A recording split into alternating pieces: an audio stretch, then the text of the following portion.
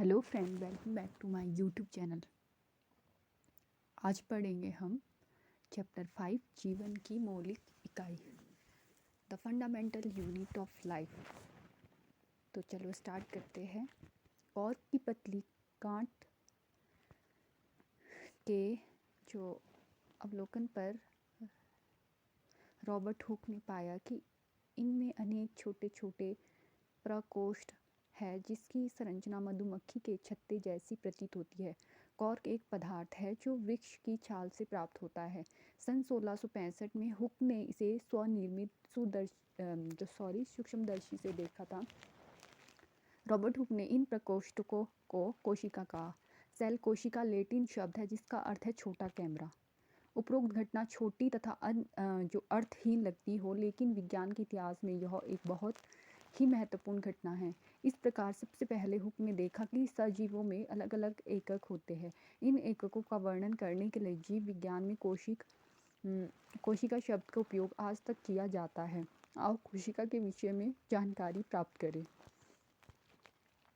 सजीव किससे बने होते हैं? क्रियाकलाप 5.1। प्याज का एक छोटा टुकड़ा लीजिए। चिमटी की सहायता से हम प्याज की अवतल सतह की और भीतरी सतह से झिल्ली उतार सकते हैं। इस झिल्ली को तुरंत पानी वाले वॉच ग्लास में रख लेते हैं। इससे झिल्ली मुड़ने अथवा सूखने से बच जाएगी। हम इस झिल्ली से क्या करें? एक कांच की स्लाइड लो, इस पर पानी की एक बूंद डालो। अब वॉच ग्लास में रखी झिल्ली के इस छोटे टुकड़े को इस स्लाइड पर रख दो। यह ध्यान रखें कि झिल्ली बिल्कुल सीधी हो। एक पतला पेंट ब्रश इस झिल्ली को स्लाइड पर रखने में आपकी सहायता कर सकता है। अब इस पर एक बूंद फ्राइमाइन की डालो और इसे कवर स्लिप से ढक लो। कवर स्लिप को सुई की सहायता से इस प्रकार रखें जिससे कि इसमें वायु के बुलबुले ना आने पाए। अपने अध्यापक से सहायता लें। हमने प्याज की झिल्ली की अस्थायी स्लाइड बनाई है। अब हम इसे पहले कम शक्ति वाले और उसके बाद उच्च शक्ति वाले संयुक्त सूक्ष्मदर्शी से देखते हैं।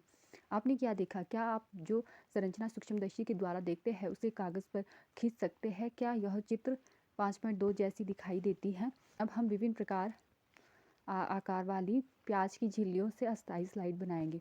हम क्या देखते हैं? क्या हम एक समान संरचनाओं को देखते हैं अथवा भिन्न भिन्न? ये संरचनाएं क्या है? ये सभी संरचनाएं एक जैसी दिखाई देती है। ये सभी मिलकर एक बड़ी संरचना शल्ककंद बनाते हैं जैसे प्याज। इस क्रियाकलाप से हमें पता चलता है कि विभिन्न आकार के प्याज में सूक्ष्मदर्शी द्वारा देखने पर एक जैसी संरचनाएं दिखाई देती है। प्याज की झिल्ली की कोशिका एक समान है। प्याज के आकार से इसका कोई संबंध नहीं है। ये छोटी छोटी संरचनाएं जो हम देख सकते हैं शल्ककंद प्याज की मूलभूत इकाई है। इन संरचनाओं को कोशिका कहते हैं। न केवल प्याज बल्कि जितने भी जीव जंतु हम अपने आसपास देखते हैं वे सभी कोशिकाओं से बनते हैं। यद्यपि कुछ जीव एक कोशिका भी होते हैं। आवर्धक लेंस की खोज के बाद सूक्ष्मदर्शी का आविष्कार संभव हो सका। यह पता चला कि एक मात्र कोशिका स्वयं में ही एक संपूर्ण जीव जैसे अमीबा, क्लेमिडोमोनास, पैरामीशियम तथा बैक्टीरिया हो सकती है। इन सजीवों को एक कोशिका जीव कहते हैं। इसके अतिरिक्त बहुकोशिकाएं जीवों में अनेक कोशिका समाहित होकर विभिन्न कार्यों को संपन्न करने हेतु विभिन्न अंगों का निर्माण करती है। इसके कुछ उदाहरण फंजाई, पादप तथा जंतु।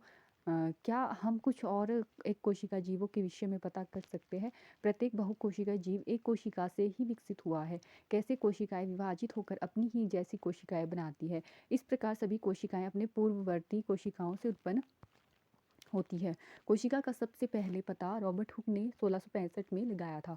उसने कोशिका को कॉर्क की पतली काट में अनगढ़ सूक्ष्मदर्शी की सहायता से देखा। ल्यूवेनहके 1674 ने सबसे पहले उन्नत सूक्ष्मदर्शी से तालाब के जल में स्वतंत्र रूप से जीवित कोशिकाओं का पता लगाया। रॉबर्ट ब्राउन ने 1831 में कोशिका में केंद्रक का पता लगाया। जे पूरकंज ने 1839 में कोशिका में स्थित तरल जैविक पदार्थ को जीव द्रव्य का नाम दिया।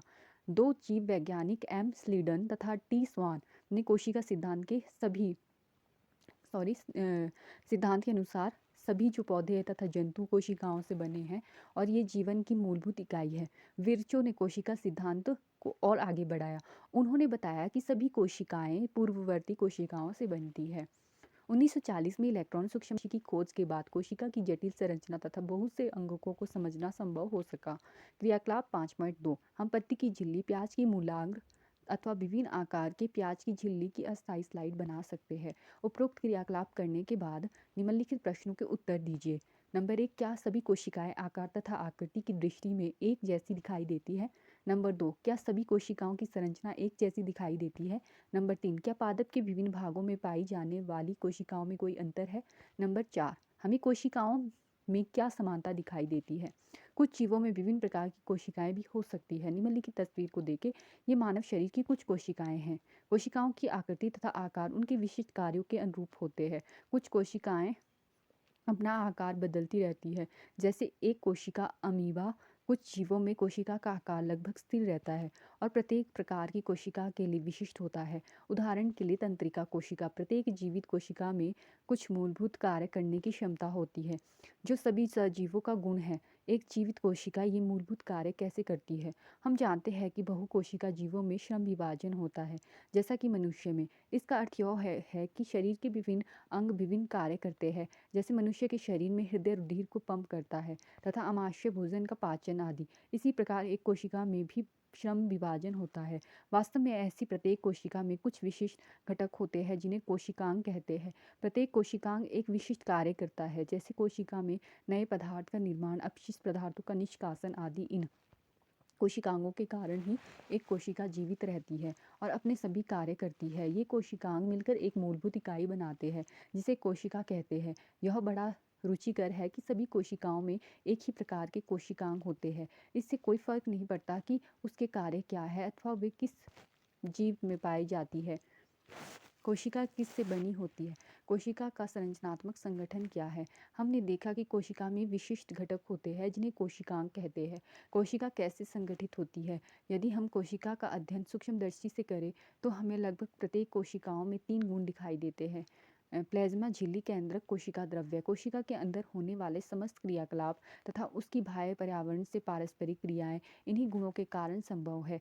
आओ देखें कैसे। प्लाज्मा झिल्ली तथा कोशिका झिल्ली, यह कोशिका की सबसे बाहरी परत है जो कोशिका के घटकों को बाहरी पर्यावरण से अलग करती है। प्लाज्मा झिल्ली कुछ पदार्थों को अंदर अथवा बाहर आने जाने देती है। यह अन्य पदार्थों की गति को भी रोकती है। कोशिका झिल्ली को इसलिए वर्णात्मक पारगम्य झिल्ली कहते हैं। कोशिका में पदार्थों की गति कैसे होती है? पदार्थ कोशिका से बाहर कैसे आते हैं? कुछ पदार्थ जैसे कार्बन डाइऑक्साइड अथवा ऑक्सीजन कोशिका झिल्ली के आर पार विसरण प्रक्रिया द्वारा आ जा सकते हैं। हम पिछले अध्यायों में विसरण की प्रक्रिया के विषय में पढ़ चुके हैं। हमने देखा कि पदार्थों की गति उच्च सांद्रता से निम्न सांद्रता की ओर होती है। कुछ इसी प्रकार की प्रक्रिया कोशिका में होती है। उदाहरण के लिए, जब कुछ पदार्थ जैसे कार्बन डाइऑक्साइड, जो एक कोशिकीय अपशिष्ट है और जिसका निष्कासन आवश्यक है, कोशिका में एकत्र हो जाती है तो उसकी सांद्रता बढ़ जाती है। कोशिका के बाह्य पर्यावरण में CO2 की सांद्रता कोशिका में स्थित कार्बन डाइऑक्साइड जो ऑक्साइड है, CO2 की सांद्रता की अपेक्षा कम होती है। जैसे ही कोशिका के अंदर और बाहर कार्बन डाइऑक्साइड की सांद्रता में अंतर आता है, उसी समय उच्च सांद्रता से निम्न सांद्रता की ओर विसरण द्वारा कोशिका से कार्बन डाइऑक्साइड बाहर निकल जाती है। इसी प्रकार जब कोशिका में ऑक्सीजन की सांद्रता कम हो जाती है तो O2 बाहर से कोशिका में विसरण द्वारा अंदर चली जाती है। अतः कोशिका तथा बाह्य पर्यावरण में गैसों के आदान प्रदान में विसरण एक महत्वपूर्ण भूमिका निभाती है। जल भी विसरण के नियमों के अनुकूल व्यवहार करता है। जल के अणुओं की गति जब विभेदक वर्णात्मक पारगम्य झिल्ली द्वारा हो तो उसे प्रासरण कहते हैं। प्लाज्मा झिल्ली से जल की गति जल में घुले पदार्थों की मात्रा के कारण भी प्रभावित होती है। इस प्रकार प्रसारण का क्रिया में जल का नेट विसरण एक विभेदक वर्णात्मक पारगम्य झिल्ली के द्वारा उच्च विलय सांद्रता की ओर होता है।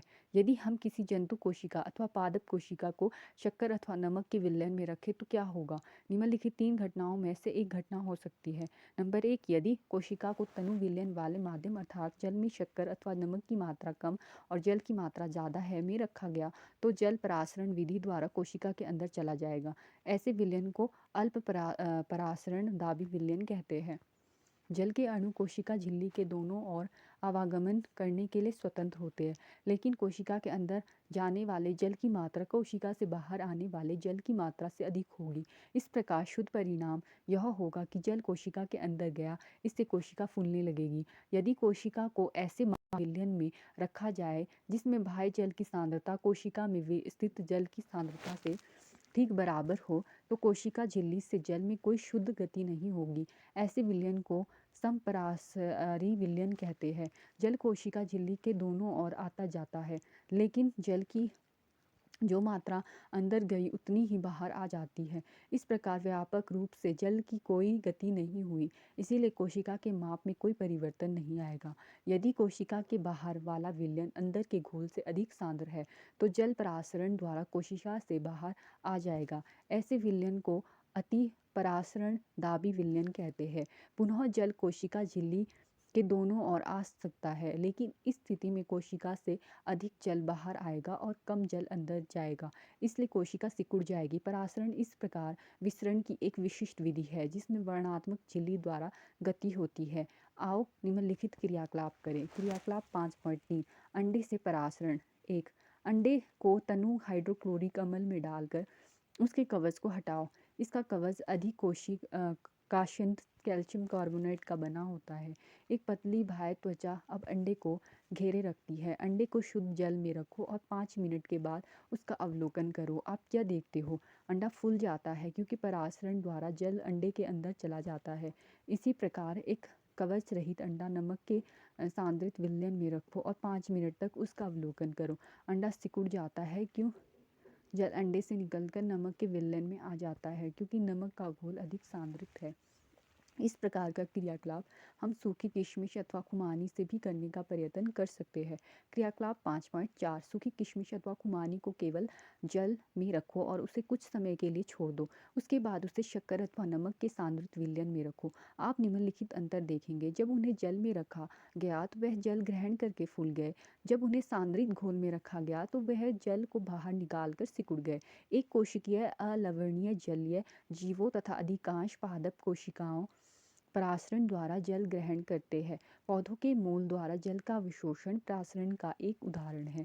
इस प्रकार कोशिका के जीवन में विसरण जल तथा गैसों के आदान प्रदान की प्रक्रिया में महत्वपूर्ण भूमिका निभाता है। इसके अतिरिक्त विसरण कोशिकाओं को अपनी बाहरी पर्यावरण से पोषण ग्रहण करने में सहायता करता है। कोशिका से विभिन्न अणुओं का अंदर आना तथा बाहर निकलना भी विसरण द्वारा ही होता है। इस प्रकार के परिवहन में ऊर्जा की आवश्यकता होती है। प्लाज्मा झिल्ली लचीली होती है और कार्बनिक अणुओं जैसे लिपिड तथा प्रोटीन है की बनी होती है। प्लाज्मा झिल्ली की रचना हम केवल इलेक्ट्रॉन सूक्ष्मदर्शी से देख सकते हैं। कोशिका झिल्ली का लचीलापन एक कोशिकीय जीवों में कोशिका के बाह्य पर्यावरण से अपना भोजन तथा अन्य पदार्थ ग्रहण करने में सहायता करता है। ऐसी प्रक्रिया को एंडोसाइटोसिस कहते हैं। अमीबा अपना भोजन इसी प्रक्रिया द्वारा प्राप्त करता है। क्रियाकलाप 5.5 विद्यालय के पुस्तकालय तथा इंटरनेट से इलेक्ट्रॉन सूक्ष्मदर्शी के विषय में पता करें। इसके विषय में अपने अध्यापक से चर्चा करें। कोशिका भित्ति। पादप कोशिका में प्लाज्मा झिल्ली के अतिरिक्त कोशिका भित्ति भी होती है। पादप कोशिका भित्ति मुख्यतः सेल्यूलोज की बनी होती है।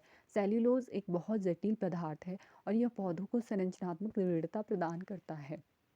जब किसी पादप कोशिका में परासरण द्वारा पानी की हानि होती है तो कोशिका झिल्ली सहित आंतरिक पदार्थ संकुचित हो जाते हैं। इस घटना को जीव द्रव्य कुंचन कहते हैं।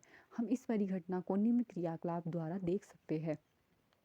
क्रियाकलाप 5.6 रियो की पत्ती की झिल्ली को पानी में रखकर एक स्लाइड बनाओ। इसे उच्च शक्ति वाले सूक्ष्मदर्शी में देखो। छोटे छोटे हरे कण दिखाई देंगे। इन्हें क्लोरोप्लास्ट कहते हैं। इसमें एक हरा पदार्थ है जिसे क्लोरोफिल कहते हैं। इस स्लाइड पर शक्कर अथवा नमक का सांद्र विलयन डालो। 1 मिनट प्रतीक्षा करो और इसे सूक्ष्मदर्शी से देखो। हम क्या देखते हैं? अब रियो की पत्तियों को कुछ मिनट तक जल में उबालो। इससे पत्तियों को सभी कोशिकाएं जो पत्तियों की कोशिकाएं हैं वो मर जाएगी। अब एक पत्तियों को स्लाइड पर रखो और उसे सूक्ष्मदर्शी से देखो। स्लाइड पर रखी इस पत्ती पर शक्कर अथवा नमक का सांद्र विलयन डालो। 1 मिनट प्रतीक्षा करो और पुनः सूक्ष्मदर्शी से देखो। हम क्या देखते हैं? क्या अब जीवद्रव्य कुंचन हुआ? इस क्रियाकलाप से क्या निष्कर्ष निकलता है? इससे पता लगता है कि केवल जीवित कोशिकाओं में ही जो परासरण द्वारा जल अवशोषण की क्षमता होती है, ना कि मृत कोशिकाओं में। कोशिका भित्ति पौधों, कवक अथवा बैक्टीरिया की कोशिकाओं को अपेक्षाकृत कम तनु विलयन, अल्प परासरण दाबी विलयन में बिना फटे बनाए रखती है। ऐसे माध्यम से कोशिका परासरण विधि द्वारा पानी लेती है, कोशिका फूल जाती है और कोशिका भित्ति के ऊपर दबाव डालती है। कोशिका भित्ति भी फूली हुई कोशिका के प्रति समान रूप से दबाव डालती है। कोशिका भित्ति के कारण पादप कोशिकाएं परिवर्तनीय माध्यम को जंतु कोशिका की अपेक्षा आसानी से सहन कर सकती है। केंद्रक जो आपको याद होगा कि हमने प्याज की झिल्ली की अस्थायी स्लाइड बनाई थी। हमने इस झिल्ली पर आयोडीन की बूंद डाली थी। क्यों? यदि हम बिना आयोडीन की स्लाइड देखें तो हम क्या देखेंगे? प्रयत्न करो और देखो कि क्या अंतर है। जब हमने आयोडीन का घोल डाला तो क्या प्रत्येक कोशिका समान रूप से रंगीन हो गई? कोशिका के विभिन्न भाग रासायनिक संगठन के आधार पर विभिन्न रंगों से रंगे जाते हैं। कुछ क्षेत्र अधिक गहरे रंग के प्रतीत होते हैं तथा कुछ कम। कोशिका को रंगने के लिए हम आयोडीन विलयन के अतिरिक्त सैफरानीन, मैथिलीन ब्लू विलयन का भी उपयोग कर सकते हैं। हमने प्याज की कोशिका को देखा है। आओ अब हम अपने शरीर से ली गई कोशिकाओं को देखें। क्रियाकलाप 5.7। कांच की एक स्लाइड लो और उस पर एक बूंद पानी रखो। आइसक्रीम खाने वाले चम्मच से अपने गाल के अंदर की खाल को धीरे से खुरचो। क्या चम्मच पर कोई वस्तु चिपक गई है? सुई की सहायता से इसे स्लाइड पर समान रूप से फैलाकर रखो। इसे रंगने के लिए एक बूंद मैथिलीन ब्लू की डालें। सूक्ष्मदर्शी द्वारा अवलोकन के लिए स्लाइड तैयार है। इस पर कवर स्लिप रखना ना भूलें। हम क्या देखते हैं? कोशिकाओं की आकृति कैसी है? इस आकृति को एक पेपर कागज पर बनाएं। क्या आप कोशिका के मध्य में एक गहरे रंग वाली गोलाकार अथवा अंडाकार डॉट की तरह की संरचना देख रहे हैं? इस संरचना को केंद्रक कहते हैं। क्या इसी प्रकार की संरचना प्याज की झिल्ली में भी थी? केंद्रक के चारों ओर दोहरे परत का एक स्तर होता है जिसे केंद्रक झिल्ली कहते हैं। केंद्रक झिल्ली में छोटे छोटे छिद्र होते हैं। इन छिद्रों के द्वारा केंद्रक के अंदर का कोशिका द्रव्य केंद्रक के बाहर आ जाता है। कोशिका द्रव्य के विषय में हम अनुभाग 5.2.4 में पढ़ेंगे। केंद्रक में क्रोमोसोम होते हैं जो कोशिका विभाजन के समय छोड़कर दिखाई पड़ते हैं। क्रोमोसोम में आनुवांशिक गुणों की जो सूचना होती है वे माता पिता से डीएनए डीऑक्सीराइबोन्यूक्लिक अणु के रूप में अगली संतति में जाते हैं। क्रोमोसोम डीएनए तथा प्रोटीन के बने होते हैं। डीएनए अणु में कोशिका के निर्माण व संगठन की सभी जो आवश्यक सूचनाएं होती है। डीएनए के क्रियात्मक खंड को जीन कहते हैं। जो कोशिका विभाजित नहीं हो रही है उसमें यह डीएनए क्रोमेटिन पदार्थ के रूप में विद्यमान रहता है। क्रोमेटिन पदार्थ धागे की तरह की रचनाओं के एक जाल का पिंड होता है। जब कभी भी कोशिका विभाजित होने वाली होती है तब यह क्रोमोसोम से संगठित हो जाता है। कुछ जीवों में कोशिकीय जनन में केंद्रक महत्वपूर्ण भूमिका निभाता है। इस प्रक्रिया में एक अकेली कोशिका विभाजित होकर दो नई कोशिकाएं बनाती है। यह कोशिका के विकास व परिपक्वन को निर्धारित करता है तथा साथ ही सजीव कोशिका की रासायनिक क्रियाओं को भी निर्देशित करता है। बैक्टीरिया जैसे कुछ जीवों में कोशिका का केंद्रकीय क्षेत्र बहुत कम स्पष्ट होता है क्योंकि इसमें केंद्रक झिल्ली नहीं होती है। ऐसे अस्पष्ट केंद्रक क्षेत्र में केवल क्रोमेटिन पदार्थ होता है। ऐसे क्षेत्र को केंद्रकाय कहते हैं। ऐसे जीव जिसकी कोशिकाओं में केंद्रक झिल्ली नहीं होती है उन्हें प्रोकैरियोट प्रो आदि तथा पूर्व कैरियोट कैरियोन केंद्रक। जिन जीवों की कोशिकाओं में केंद्रक झिल्ली होती है उन्हें यूकेरियोट कहते हैं। प्रोकैरियोट कोशिकाओं में और भी अन्य अधिकांश द्रव्य अंगक नहीं होते हैं जो कि यूकेरियोटिक कोशिकाओं में होते हैं। ऐसे अंगकों के अनेक कार्य भी कोशिका द्रव के असंगठित भागों द्वारा किए जाते हैं। प्रकाश संश्लेषी बैक्टीरिया में क्लोरोफिल झिल्लीदार पुटिका थैले की तरह की संरचना के साथ होता है जबकि यूकेरियोटिक कोशिकाओं में क्लोरोफिल प्लास्टिक में होता है। कोशिका द्रव्य। जब हमने प्याज की झिल्ली तथा मनुष्य के गाल की कोशिकाओं की स्लाइड को देखा तब हमें प्रत्येक कोशिका में एक बड़ा क्षेत्र दिखा जो कोशिका झिल्ली से घिरा हुआ था। इस क्षेत्र में बहुत हल्का धब्बा था, इसे कोशिका द्रव कहते हैं। प्लाज्मा झिल्ली के अंदर कोशिका द्रव एक तरल पदार्थ है। इसमें बहुत से विशिष्ट कोशिका के घटक होते हैं जिन्हें कोशिका का अंगक कहते हैं। प्रत्येक अंगक कोशिका के लिए विशिष्ट कार्य करते हैं। कोशिका द्रव्य तथा केंद्रक दोनों को मिलाकर जीव है। कोशिका अंगक झिल्ली युक्त होते हैं। प्रोकैरियोटी कोशिकाओं में वास्तविक केंद्रक के अतिरिक्त झिल्ली युक्त अंगक भी नहीं होते, जबकि यूकेरियोटी कोशिका में केंद्रकीय झिल्ली तथा झिल्ली युक्त अंगक होते हैं। झिल्ली की सार्थकता वायरस के उदाहरण से स्पष्ट कर सकते हैं। वायरस में किसी भी प्रकार की झिल्ली नहीं होती है, इसलिए इसमें जीवन के गुण तब तक लक्षित नहीं होते हैं जब तक कि यह किसी सजीव के शरीर में प्रविष्ट करके कोशिका की मशीनरी का उपयोग कर अपना बहुगुणन नहीं कर लेता। प्रोकैरियोटी कोशिका और यूकेरियोटी कोशिका के बीच में अंतर। नंबर 1, आकार प्राय छोटा होता है, 1 से 10 म्यूएम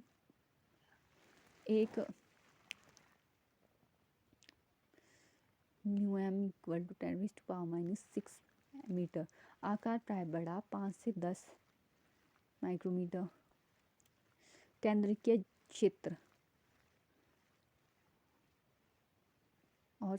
क्षेत्र सुस्पष्ट होता है यूकेरियोटी में और चारों ओर से केंद्रकीय झिल्ली से घिरा होता है।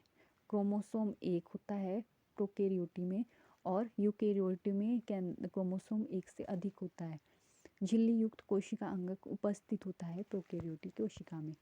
फिर है कोशिका अंगक। प्रत्येक कोशिका के चारों ओर अपनी झिल्ली होती है जिससे कि उसमें स्थित पदार्थ बाह्य पर्यावरण से अलग रहे।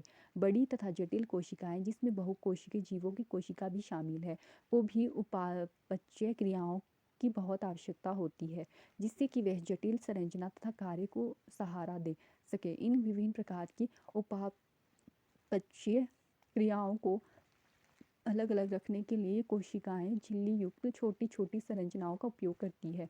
यह यूकेरियोटी कोशिका का एक ऐसा गुण है जो इन्हें प्रोकैरियोटी कोशिका से अलग करता है। इनमें से कुछ अंगक केवल इलेक्ट्रॉन सूक्ष्मदर्शी से ही देखे जा सकते हैं। हमने पिछले अनुभाग में केंद्रक के विषय में पढ़ा है। अंतर्द्रव्य जालिका गोल्जी उपकरण लाइसोसोम, माइटोकॉन्ड्रिया तथा प्लास्टिड कोशिका अंगकों के महत्वपूर्ण उदाहरण हैं जिन पर हम विचार करेंगे। ये इसलिए महत्वपूर्ण है क्योंकि ये कोशिकाओं के बहुत निर्णायक कार्य करते हैं। अंतःद्रव्य जालिका ईआर। अंतःद्रव्य जालिका झिल्ली युक्त नलिकाएं तथा शीट का एक बहुत बड़ा तंत्र है। यह लंबी नलिका अथवा गोल या आयताकार थैलों की तरह दिखाई देती है। अंतःद्रव्य जालिका की रचना भी प्लाज्मा झिल्ली के समरूप होती है। अंतःद्रव्य जालिका दो प्रकार की होती है, खुरदरी अंतःद्रव्य जालिका RER तथा चिकनी अंतःद्रव्य जालिका CR। RER सूक्ष्मदर्शी से देखने पर खुरदरी दिखाई पड़ती है क्योंकि इस पर राइबोसोम लगे होते हैं। राइबोसोम पर प्रोटीन संचलित होता है। RER तैयार प्रोटीन को आवश्यकता अनुसार ER के द्वारा कोशिका के अन्य भागों में भेज देता है। SER वसा तथा लिपिड अणुओं के बनाने में सहायता करती है। यह कोशिकीय क्रिया के लिए बहुत महत्वपूर्ण है। कुछ प्रोटीन तथा वसा कोशिका झिल्ली को बनाने में सहायता करते हैं। इस प्रक्रिया को झिल्ली जीवात जनन कहते हैं। कुछ अन्य प्रोटीन तथा वसा एंजाइम तथा हार्मोन की भांति कार्य करते हैं। यद्यपि विभिन्न कोशिकाओं में ER भिन्न रूपों में दिखाई देती है, परंतु सदैव एक जालिका तंत्र का निर्माण करती है। यहाँ पर जंतु कोशिका का चित्र दिखाया गया है जिसमें इस प्रकार ER का अनेक प्रकार के भाग दिखाए गए हैं। आगे पढ़ते हैं। इस प्रकार ER का एक कार्य कोशिका द्रव्य के विभिन्न क्षेत्रों के मध्य तथा कोशिका द्रव्य के विभिन्न क्षेत्रों तथा केंद्र के मध्य पदार्थों, मुख्यतः प्रोटीन के परिवहन के लिए नलिका के रूप में कार्य करना है। ER कोशिका की कुछ जैव रासायनिक क्रियाओं के लिए कोशिका द्रव्य ढांचे का कार्य भी करती है। एक वर्ग में जंतुओं, जिन्हें कशेरुकी भी कहते हैं, के यकृत की कोशिकाओं में SER विष तथा दवा को निराविषीकरण करने में महत्वपूर्ण भूमिका निभाते हैं। 2. गाल्जी उपकरण। कैमिलो गोल्जी द्वारा वर्णित गोल्जी उपकरण छिल्ली युक्त चपटी पुटिकाओं का एक तंत्र है जो एक दूसरे के ऊपर समांतर रूप से सजी रहती है, जिन्हें कुंडिका कहते हैं। इन झिल्लियों का संपर्क ईआर झिल्लियों से होता है और इसीलिए जटिल कोशिका झिल्ली तंत्र के दूसरे भाग को बनाती है। ईआर संश्लेषित पदार्थ गोल्जी उपकरण में पैक किए जाते हैं और उन्हें कोशिका के बाहर तथा अंदर विभिन्न क्षेत्रों में भेज दिया जाता है। इस कार्य में शामिल है पुटिका में पदार्थों का संचयन, रूपांतरण तथा बंद करना। कुछ परिस्थिति में गोल्जी उपकरण में सामान्य शक्कर से जटिल शक्कर बनती है। गोल्जी उपकरण के द्वारा लाइसोसोम को भी बनाया जाता है। लाइसोसोम संरचनात्मक दृष्टि से लाइसोसोम में झिल्ली से घिरी हुई संरचना होती है जिनमें पाचक एंजाइम होते हैं। आरईआर इन एंजाइमों को बनाते हैं। लाइसोसोम कोशिका का अपशिष्ट निपटाने वाला तंत्र है। ये बाहरी पदार्थ तथा कोशिका अंगकों के टूटे फूटे भागों को पाचित करके कोशिका को साफ करते हैं। कोशिका के अंदर आने वाली बाहरी पदार्थ जैसे बैक्टीरिया तथा भोजन तथा पुराने अंगक लाइसोसोम में चले जाते हैं जो उन्हें छोटे छोटे टुकड़ों में तोड़ देते हैं। लाइसोसोम में बहुत शक्तिशाली पाचनकारी एंजाइम होते हैं जो जटिल पदार्थों को सरल पदार्थों में तोड़ते हैं। कोशिकीय मेटाबॉलिज्म है, चयापचय में व्यवधान के कारण जब कोशिका क्षतिग्रस्त या मृत हो जाती है तो लाइसोसोम फट जाते हैं और एंजाइम अपनी ही कोशिका को पाचित कर देते हैं। इसीलिए लाइसोसोम को कोशिका की आत्मघाती थैली भी कहते हैं। कैमिलो गोल्जी का जन्म 7 जुलाई 1845 को ब्रेसिका के समीप कॉर्टनो में हुआ था। इन्होंने पाविया विश्वविद्यालय से मेडिसिन का अध्ययन किया। 1865 में स्नातक के बाद उन्होंने पाविया के सेंट मैटियो के अस्पताल में अध्ययन जारी रखा। उस समय उनकी सारी खोज तंत्रिका तंत्र से संबंधित थी। 1872 में उन्होंने एबिया टेग्रोसो के एक दीर्घकालिक रोग के अस्पताल में मुख्य चिकित्सा पदाधिकारी का पदभार ग्रहण किया। उन्होंने सबसे पहले अपनी खोज इस अस्पताल के किचन में तंत्रिका तंत्र पर की। उन्होंने इस छोटी सी किचन को प्रयोगशाला बना लिया था। उनका सबसे महत्वपूर्ण कार्य यह था कि उन्होंने अकेली तंत्रिका तथा कोशिका संरचनाओं को अभिरंगित करने की क्रांतिकारी विधि प्रदान की। इस विधि को ब्लैक रिएक्शन के नाम से जाना गया। इस विधि में उन्होंने सिल्वर नाइट्रेट के तनु घोल का उपयोग किया था और विशेषतः यह कोशिकाओं की कोमल शाखाओं की प्रक्रियाओं का मार्ग पता लगाने में महत्वपूर्ण था। सारा जीवन वे इसी दिशा में कार्य करते रहे और इस विधि में सुधार करते रहे। गोल्जी ने अपने शोध के लिए उच्चतम उपाधि तथा पुरस्कार प्राप्त किए। सन 1906 में इन्हें सैंटियागो रेमिनो कजाल के नाम संयुक्त रूप से तंत्रिका तंत्र की संरचना कार्य के लिए नोबेल पुरस्कार से सम्मानित किया गया।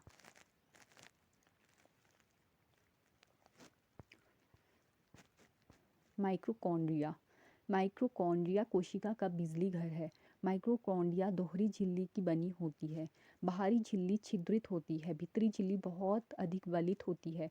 ये वलय एटीपी बनाने वाली रासायनिक क्रियाओं के क्षेत्र को बड़ा बनाती है। जीवन के लिए आवश्यक विभिन्न रासायनिक क्रियाओं को करने के लिए माइटोकॉन्ड्रिया एटीपी एडिनोसिन ट्राइफॉस्फेट के रूप में ऊर्जा प्रदान करते हैं। एटीपी मीन्स एडिनोसिन ट्राइफॉस्फेट कोशिका की ऊर्जा है। शरीर नए रासायनिक यौगिकों को बनाने तथा यांत्रिक कार्य के लिए एटीपी में संचित ऊर्जा का उपयोग करता है। माइटोकॉन्ड्रिया बहुत अद्भुत अंगक है क्योंकि इसमें उसका अपना डीएनए तथा राइबोसोम होते हैं। अतः माइटोकॉन्ड्रिया अपना कुछ प्रोटीन स्वयं बनाते हैं। 5.2.5 प्लास्टिड केवल पादप कोशिकाओं में स्थित होते हैं। प्लास्टिड दो प्रकार के होते हैं, क्रोमोप्लास्ट रंगीन प्लास्टिड तथा ल्यूकोप्लास्ट श्वेत तथा रंगहीन प्लास्टिड। जिस क्रोमोप्लास्ट में क्लोरोफिल वर्णक होता है इसे क्लोरोप्लास्ट कहते हैं। पौधों में क्लोरोप्लास्ट प्रकाश संश्लेषण के लिए बहुत आवश्यक है। क्लोरोप्लास्ट में क्लोरोफिल के अतिरिक्त विभिन्न पीले अथवा नारंगी रंग के वर्णक भी होते हैं। ल्यूकोप्लास्ट प्राथमिक रूप से अंगक है, जिसमें स्टार्च, तेल तथा प्रोटीन जैसे पदार्थ संचित होते हैं। क्लोरोप्लास्ट की भीतरी रचना में बहुत सी झिल्ली वाली परतें होती है, जो स्ट्रोमा में स्थित होती है। प्लास्टिड बाह्य रचना में माइटोकॉन्ड्रिया की तरह होते हैं। माइटोकॉन्ड्रिया की तरह प्लास्टिड में भी अपना डीएनए तथा राइबोसोम होते हैं। अब है रसधानियाँ। रसधानियाँ ठोस अथवा तरल पदार्थों की संग्राहक थैलियाँ हैं। जंतु कोशिकाओं में रसधानियाँ छोटी होती है, जबकि पादप कोशिकाओं में रसधानियाँ बहुत बड़ी होती है। कुछ पौधों की कोशिकाओं की केंद्रीय रसधानी की माप कोशिका के आयतन का 50% से 90% तक होता है। पादप कोशिकाओं की रसधानियों में कोशिका द्रव भरा रहता है और ये कोशिकाओं को स्फीति तथा कठोरता प्रदान करता है। पौधों के लिए आवश्यक बहुत से पदार्थ रसधानी में स्थित होते हैं। ये अमीनो अम्ल, शर्करा, विभिन्न कार्बनिक अम्ल तथा कुछ प्रोटीन हैं। एक कोशिक जीवों जैसे अमीबा की खाद्य रसधानी में उनके द्वारा उपभोग में लाए गए खाद्य पदार्थ होते हैं। कुछ एक कोशिक जीवों में विशिष्ट रसधानियाँ अतिरिक्त जल तथा कुछ अपशिष्ट पदार्थों को शरीर से बाहर निकालने में महत्वपूर्ण भूमिकाएं निभाती है। प्रत्येक कोशिका की अपनी एक संरचना होती है, जिसके द्वारा वह विशिष्ट कार्य जैसे श्वसन, पोषण तथा अपशिष्ट पदार्थों का उत्सर्जन तथा नई प्रोटीन बनाने में सहायता करते हैं। ऐसा उनकी झिल्ली तथा अंगकों की विशिष्ट संरचना के कारण संभव हो पाता है। अतः कोशिका सजीवों की एक मूलभूत संरचनात्मक इकाई है। यह जीवन की एक मूलभूत क्रियात्मक इकाई भी है। कोशिका विभाजन जीवधारियों में वृद्धि हेतु नई कोशिकाएं बनती है, जिससे पुरानी मृत एवं क्षतिग्रस्त कोशिकाओं का प्रतिस्थापन और प्रजनन हेतु युग्मक बनते हैं। नई कोशिकाओं के बनने की प्रक्रिया को कोशिका विभाजन कहते हैं। सूत्री विभाजन और अर्धसूत्री विभाजन नामक दो मुख्य प्रकार की कोशिका विभाजन की प्रक्रिया है। कोशिका विभाजन की प्रक्रिया जिससे अधिकतर कोशिकाएं वृद्धि हेतु विभाजित होती है, उसे सूत्री विभाजन कहते हैं। इस प्रक्रिया में प्रत्येक कोशिका, जिसे मातृ कोशिका भी कह सकते हैं, विभाजित होकर दो समरूप संतति कोशिकाएं बनाती है। संतति कोशिकाओं में गुणसूत्रों की संख्या मातृ कोशिकाओं जो कोशिका के समान होती है। यह जीवों में वृद्धि एवं ऊतकों के मरम्मत में सहायता करती है। जंतुओं और पौधों के प्रजनन अंगों तथा ऊतकों की विशेष कोशिकाएं विभाजित होकर युग्मक बनाती है, जो निषेचन के पश्चात संतति निर्माण करती है। यह एक अलग प्रकार का विभाजन है, जिसे अर्धसूत्रण कहते हैं, जिसमें क्रमशः दो विभाजन होते हैं। जब कोशिका अर्धसूत्रण द्वारा विभाजित होती है तो इससे दो की जगह चार नई कोशिका बनती है। नई कोशिकाओं में मातृ कोशिकाओं की तुलना में गुणसूत्रों की संख्या आधी होती है। क्या आप सोच सकते हैं कि संतति कोशिकाओं में गुणसूत्रों की संख्या क्यों आधी हो गई है? आपने क्या सीखा? कोशिका जीवन की मूलभूत संरचनात्मक इकाई है। कोशिका के चारों ओर प्लाज्मा झिल्ली होती है। ये झिल्लियाँ लिपिड तथा प्रोटीन की बनी होती है। कोशिका झिल्ली कोशिका का सक्रिय भाग है। यह पदार्थों की गति को कोशिका के भीतर तथा बाहरी वातावरण में नियमित करती है। पादप कोशिका में कोशिका झिल्ली के चारों ओर एक कोशिका भित्ति होती है। कोशिका भित्ति सेल्यूलोज की बनी होती है। पादप की कोशिकाओं में स्थित कोशिका भित्ति फंजाई तथा बैक्टीरिया को अल्प परासरण दाबी घोल माध्यम में बिना फटे जीवित रहने देती है। यूकेरियोट में केंद्रक दोहरी झिल्ली द्वारा कोशिका द्रव में से अलग होता है। यह कोशिका की जीवन प्रक्रियाओं को निर्देशित करता है। अतः कोशिकाएं जो कोशिकीय परिवहन तथा उत्पादक सतह के रूप में कार्य करता है। गोल्जी उपकरण झिल्ली युक्त पुट्टिकाओं का स्तंभ है। यह कोशिका में बने पदार्थों का संचयन, रूपांतरण और पैकेजिंग करता है। अधिकांश पादप कोशिकाओं में झिल्ली युक्त अंगक जैसे प्लास्टिड होते हैं। ये दो प्रकार के होते हैं, क्रोमोप्लास्ट और ल्यूकोप्लास्ट। क्रोमोप्लास्ट जिसमें क्लोरोफिल होता है उन्हें क्लोरोप्लास्ट कहते हैं। ये प्रकाश संश्लेषण करते हैं। ल्यूकोप्लास्ट का प्राथमिक कार्य संचय करना है। अधिकांश परिपक्व पादप कोशिकाओं में एक बड़ी केंद्रीय रसधानी होती है। यह कोशिका की स्थिति को बनाए रखती है तथा यह अपशिष्ट पदार्थों सहित महत्वपूर्ण पदार्थों का संचय करती है। प्रोकैरियोटिक कोशिका में कोई भी झिल्ली युक्त अंगक नहीं होता।